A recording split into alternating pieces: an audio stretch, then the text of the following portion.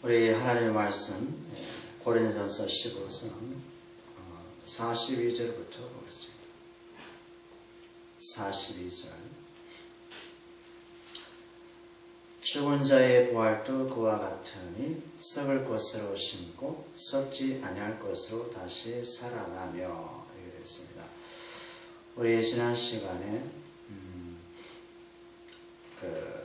하나님께서 각 형체에게 각각에 맞는 영광을 주셨다고 말씀했습니다. 하늘의 전체에 대해서 해의 영광이 틀리고, 달의 영광도 틀리고, 별의 영광도 틀리고, 동물의 영광도 틀리고, 식물의 영광도 틀리고, 사람의 영광도 틀린다, 이렇게 말씀했습니다.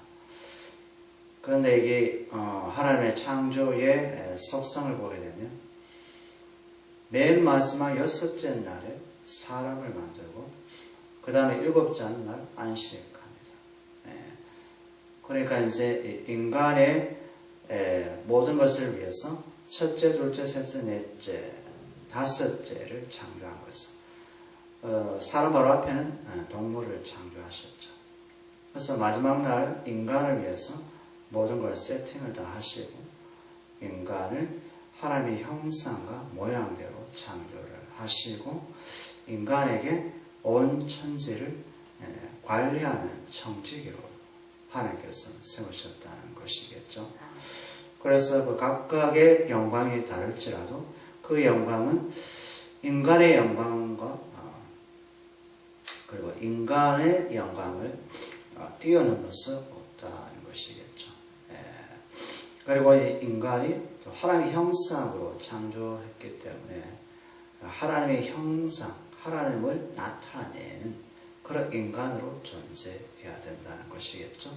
그것은 곧 전체 자체에 있는 사물도 물체도 결국에는 하나님의 영광을 위해서 하나님의 형상을 나타내는 존재로서 그 자리에 자기 역할을 다 해야 된다는 것이겠죠.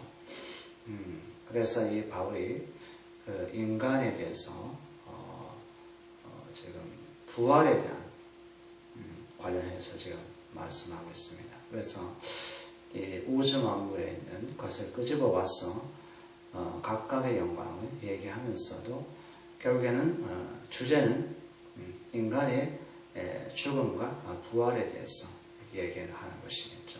그래서 오늘 24, 42절에 부활, 죽은 자의 부활도 동일하다는 것입니다. 죽은 자의 부활도. 씹은 것이 사라지고, 씨가 뿌려지면 썩어 죽잖아요. 사라지고, 또 부활한 것은 사라지지 않는데요. 부활한 것은 사라지지 않는데요. 그러니까 심은 것이 썩어 죽으면 심은 것이 썩어 죽고 그 다음에 죽고 난 후에 그것이 자란대요. 자라는 것은 다시 사는 것이겠죠. 자라는 것은 다시 생명을 가진 것이겠죠. 이것은 우리한테 적용하면 사람이 육신이 썩어 죽으면 흙으로 창조받았기 때문에 흙으로 돌아갔지만 그 흙으로 돌아간 인생이 하나님의 생명으로 말미암아 살아난대요.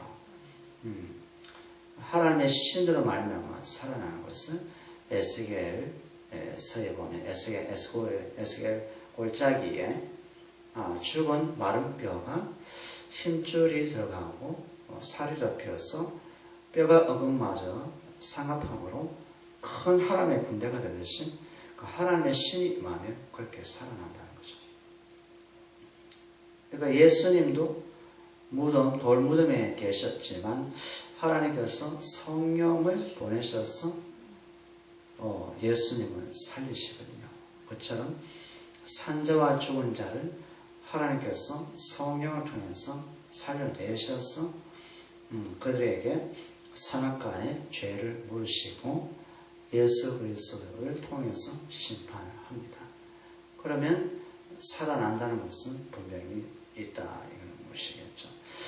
그래 바울이 그런 얘기를 해요. 보이는 것이 있으면 보이지 않는 세계도 있지 않느냐 이럽니다. 우리가 이 지구를 보았지만은 보는 것이 다가 아니라는 거죠. 예. 하늘이 있지만 하늘 너머에 우주선을 타고 가면 갤럭시, 은하계가 보이고 별들이 보이고 행성들이 보인다는 거죠. 근데 인간의 눈은 땅에서는 그런 행성이 안 보이죠. 밤이 될 때 반짝이는 별을 볼 수 있어요. 밤이 될 때. 낮에는 안 보이죠. 낮에는 안 보여요. 밤이 될 때 보인다. 밤이 올 때 조심하라.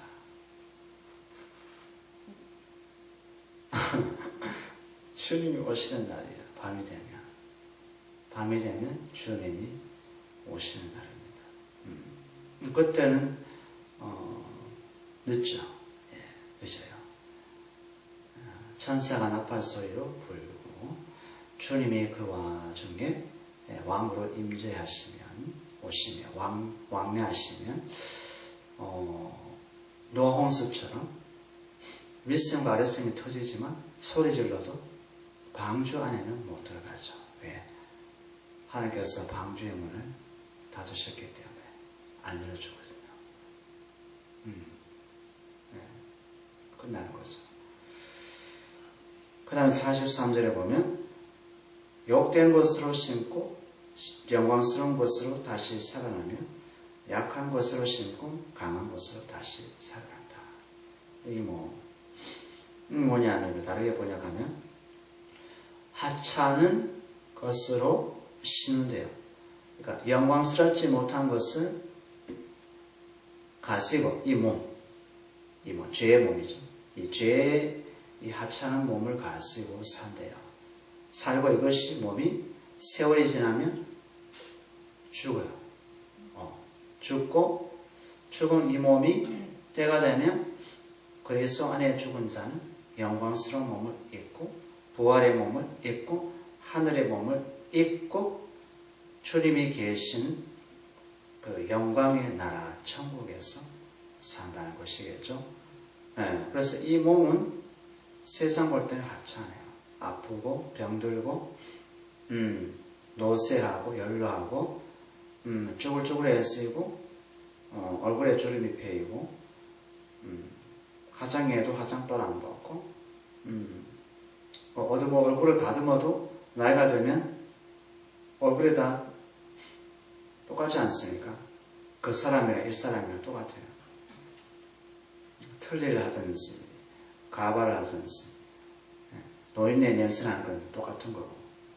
그러니까 사라지는 것은 죄가 몸을 연로하게 만드는 거거든요. 노쇠하게 만드는 거예요. 죄의 힘이 그래요. 죄의 힘. 죄의 힘. 죄의 몸은 죄의 세력에서 벗어날 수 없어요. 근데 미스들이나 싱글들이 보면 이제 화장하고 막 이렇게 많이 이렇게 다듬지 않습니까? 남자도 마찬가지. 성형수술하지 않습니까? 그들은 이제 죄의 세력의 힘을 모르는 것이에요. 죄도 모르고 죄 힘의 세력도 모르고 자기 자신을 지배하는 것은 얼굴이 아니라 죄가 자신을 지배하고 있는데 아무리 성형, 외형적인 것을 다듬어도 죄 앞에는 무력하다. 죄 앞에는 무력해요.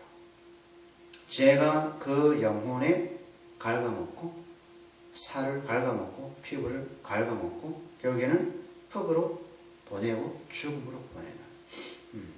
그러니까 죄를 알고 있는 자가 더 예쁜 거죠. 더 아름다운 거죠. 죄가 나를 지금 망가뜨리고 있구나. 죄가 내 몸을 지금 망하게 하고 있구나. 멸망으로 썩게 만들고 있구나. 이것을 알고 믿음 안에 살아간 사람이 너무나 아름다워져.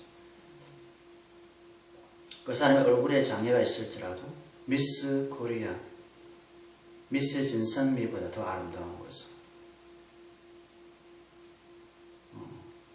천국에서는 그 사람을 보석과 같은 존재다.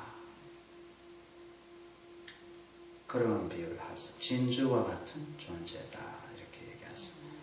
예수의 생명이 죄의 몸을 통치하고 있기 때문에 그 영혼은 너무 아름다운 것을. 너무 아름다운 것을. 그런데 예수의 생명이 없는 자는 선악과의 죄 가운데 갇혀서 자꾸 외형만 자꾸 다듬기 때문에 하나님 보시기에 그것은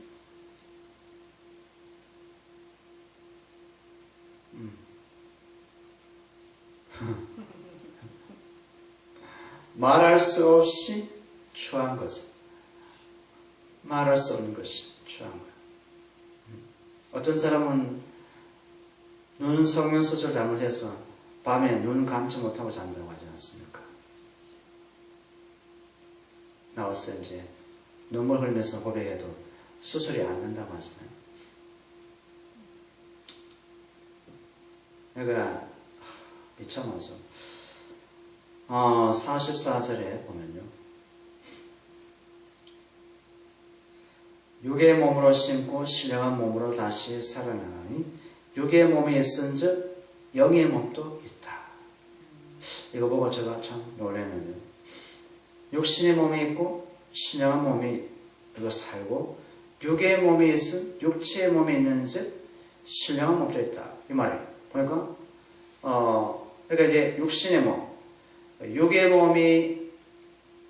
몸이 있다. 우리가 보는 눈을 보이는 몸이 있으면 눈에 보이지 않는 신령한 몸이 있다. 그러니까 성령의 눈으로 보게 되면 신령한 몸이 있음을 우리는 믿음으로 볼 수가 있다는 거죠. 그런 신령한 몸이 있다면 육신의 몸에 대해서 우리가 투자를 하지 않죠. 육신적으로 삶에 대해서 투자하지 않죠. 신령한 몸이 있음을 내가 안다면, 믿는다면 그런 신령한 몸에 내가 투자를 하는 것은 뭡니까? 옛사람에 투자하지 않고 새사람에 투자하려고 하죠. 새 생명 가운데 사는 것에 투자하려고 하죠. 부활할 그 몸에 대해서 투자하려고 하죠. 내 옛자를 십자가에 자꾸 못 박고 속사람에 대해서 투자하려고 하죠. 말씀으로, 기도로 나가는 것은 왜? 육의 몸이 있다면 그것은 반대로 신령한 몸이 있다는 존재다. 땅에 있으면 하늘이 있는 것이고 지옥에 있으면 천국이 있는 것이고 그런 것은 반대 개념. 수학에도 보면 반대 개념을 생각하지 않으면 수학의 공식이 나오지 않죠. 더하기 있으면 빼기가 있듯이 반대 개념이 없으면 수학은 풀어지지 않는다. 우리 연설도 마찬가지입니다. 어둠이 있으면 빛이 있는 것이고 죽음이 있으면 생명이 있는 것이고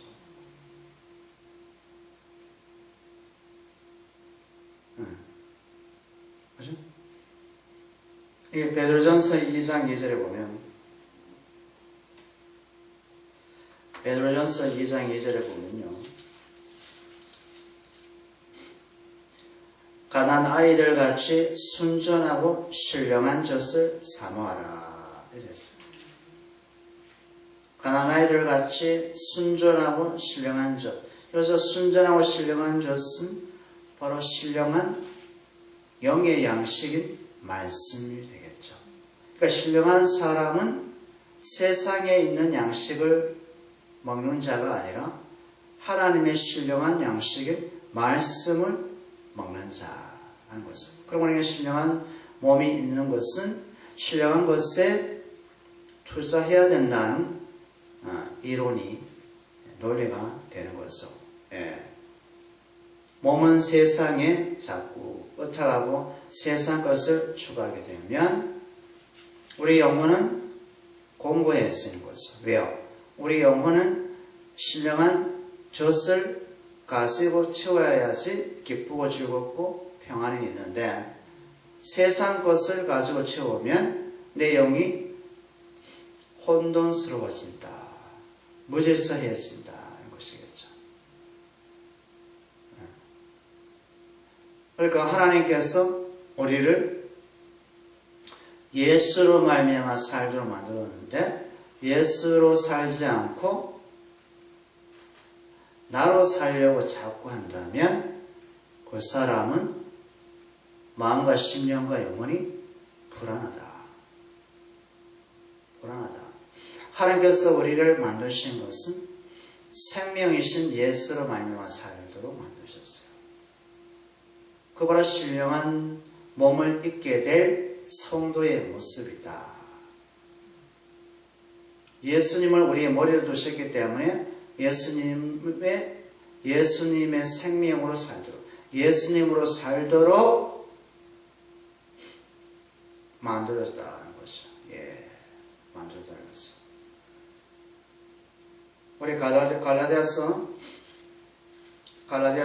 6장 1절에 보면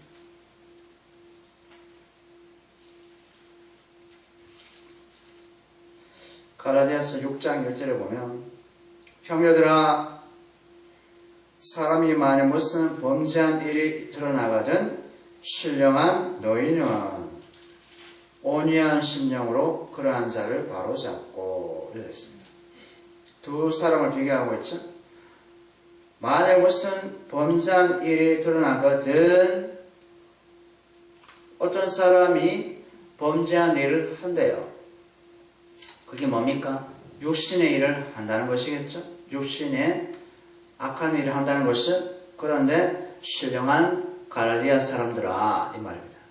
신령한 갈라디아 사람들아 너희는 온유한 심령으로 그러한 자를 바로잡아라 하는 것입니다. 그러니까 육체대로 살아가는 사람이 있다 치면 육체대로 살아가는 사람의 범죄의 행위를 그대로 방관하지 말고 그 신령한 너희들은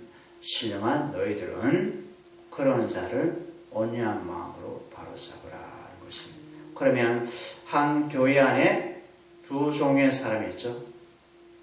육체대로 살아간 사람과 신령한 몸을 쫓아 살아간 사람.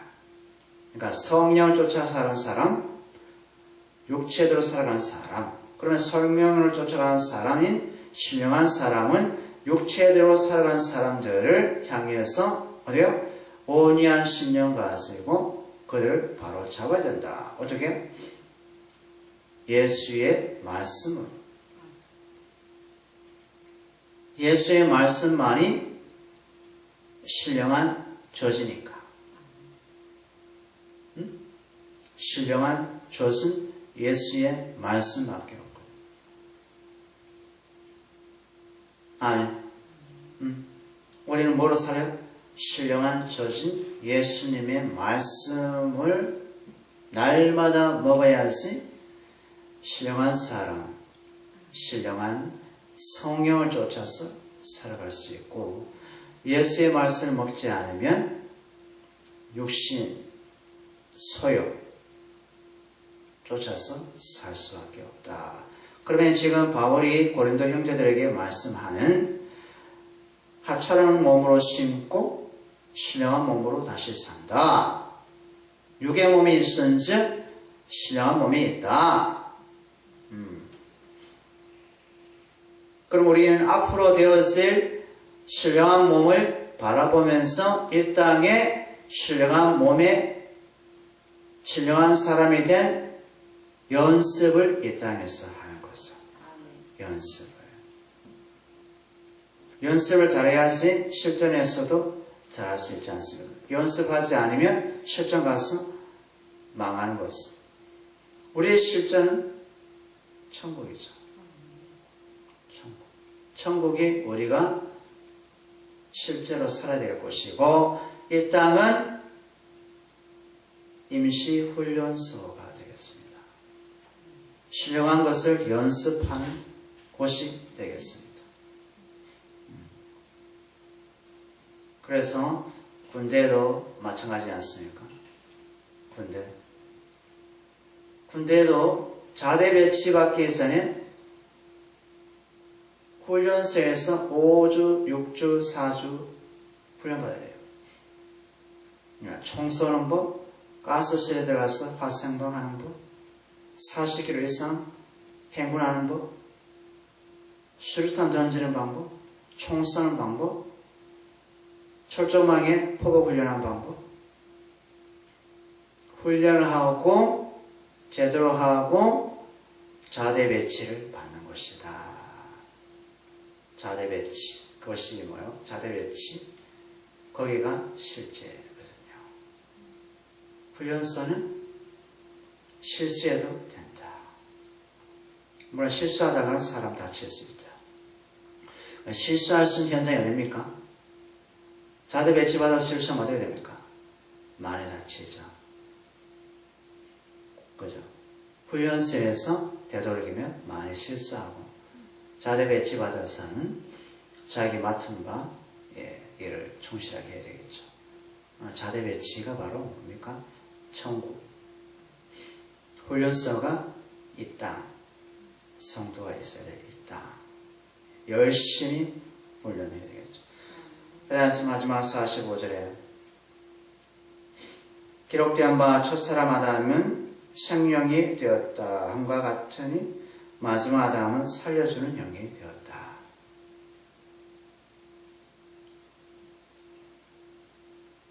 이거는 다음 시간에 말씀 나누겠습니다. 말씀을 정리하면 신령한 몸이 있다는 것은 육의 몸이 있는 것이고, 썩어질 몸을 심다는 것은 썩지 아니할 몸으로 있는 것이고, 그래서 우리 예수의 사람은, 신령한 사람은 예수의 말씀으로 사는 자고, 예수의 말씀이 신령한 젖이기 때문에 우리 영혼은 예수의 신령한 젖을 먹고 살아야 될 사람이다. 하나님 아버지 감사합니다. 하나님께서 우리에게 신령한 젖인 예수의 말씀을 주심을 감사합니다.